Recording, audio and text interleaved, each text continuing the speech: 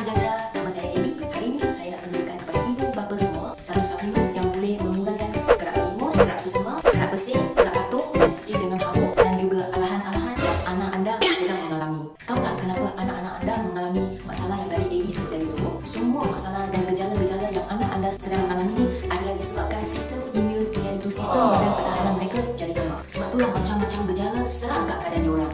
Anda mesti nak tanya, tapi macam mana pula kalau sistem imun diorang lemah tu? Sayur-sayuran diorang tak suka makan, buah-buahan tak suka makan juga. Macam mana ni? Satu cara je yang boleh membantu dan mengatasi masalah-masalah yang mereka sedang mengalami, iaitu bagi makanan atau suplemen yang untuk meningkatkan sistem imun mereka supaya sistem imun mereka tinggi, badan mereka dilindungi dan tidak sama kena jangkit dan juga gejala-gejala tak mudah sangat serang kat badan orang.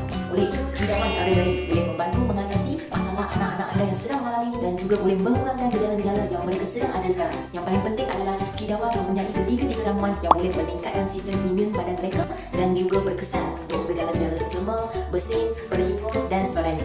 Apabila sistem imun meningkat dan menekankannya, apabila mereka main dekat kawasan luar atau pergi ke sekolah pun tak senang kena jangkit penyakit-penyakit.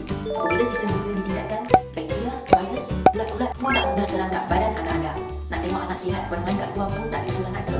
Jadi, demi kesihatan anak anda, cubalah Kidawan Elderberry dan Collagen. Tunggu apa lagi? Cepat hubungi AB untuk info yang lebih lanjut.